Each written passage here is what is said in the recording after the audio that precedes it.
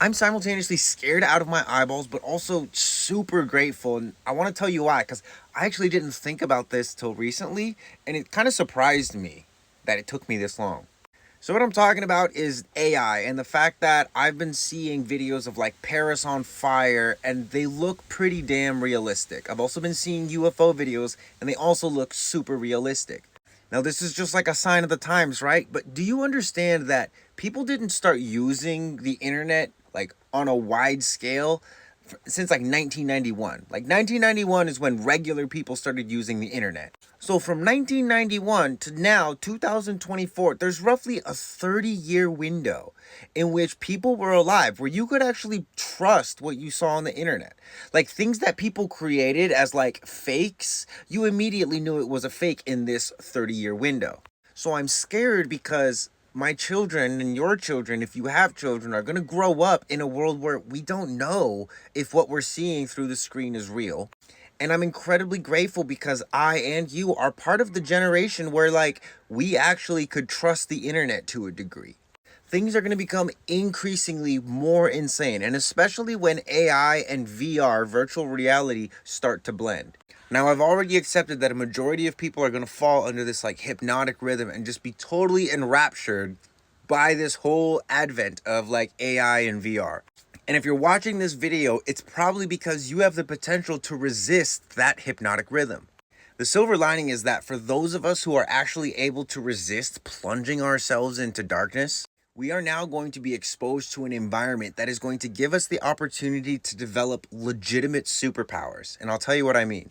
So you know how when someone's talking to you and you can tell that they're lying, and it's not necessarily like you're reading their facial structures or you're doing anything logical. There's just something inside you that's like, this is inauthentic. I can tell that this person is like fabricating a story, or whatever they're saying doesn't have weight. Their presence isn't involved. They're thinking about what they're saying because they want to make it sound convincing. And if they were telling the truth, they wouldn't need to make it sound convincing. It would just be the truth.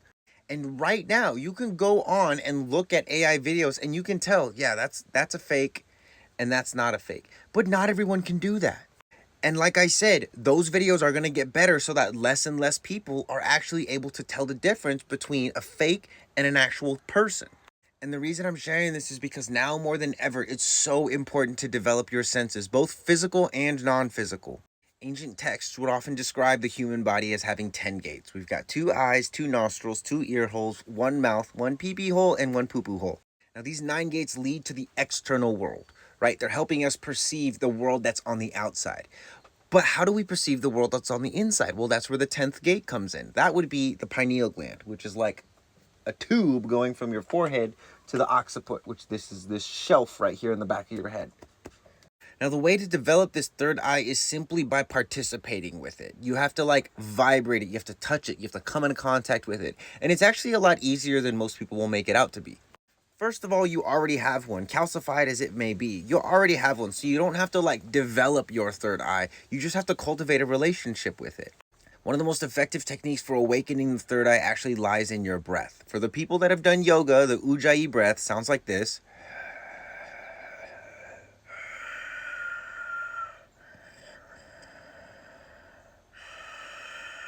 And it's this constriction of the throat that creates an actual vibration in the larynx. Now, that vibration can be transferred up into the pineal gland, which allows you to, again, come into contact and wake up your pineal gland. This will then help you, in turn, become more perceptive of non-physical energies. And if you combine this with actually training your physical senses, doing like little eye exercises, and if you want some of those, check out the archive on my website. You will have such a leg up on everybody who's not actively doing this. And again, we're not there yet, but we are getting very close, and it could come a lot sooner than we expect. Again, it's a super scary situation, but at the same time, it's an incredible opportunity for us to become more so that we can navigate accordingly. Thank you for taking the time to watch this video and be a little bit more self-aware. As I mentioned earlier, if you want the sensation training, like you want to make your eyesight and your physical senses stronger, visit the archive. It's got all these kinds of exercises that'll help you with afferent feedback, which essentially is the ability to perceive something and get it into your central nervous system so that you can then properly respond to it. Naturally, a lot of people feel overwhelmed by what's going on, but the reality is it's not that you're overwhelmed and there's too much sensation. It's that your picture of what's going on is too low resolution. So something that is like a worm might end up looking like a monster, but that's only because your eyes and your all of your sensation, that the images that you're bringing into your body are not high enough resolution.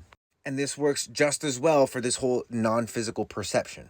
So the invitation is there. If you want to strengthen your senses, both physical and non-physical, visit the archive. And also the greater message is to just like appreciate this time right now. Appreciate this 30, 40, maybe 50-year window where the things that you see on your phone and on your screen, for the most part, you can trust that they're real, because in the next decade or two, they're not going to be that way.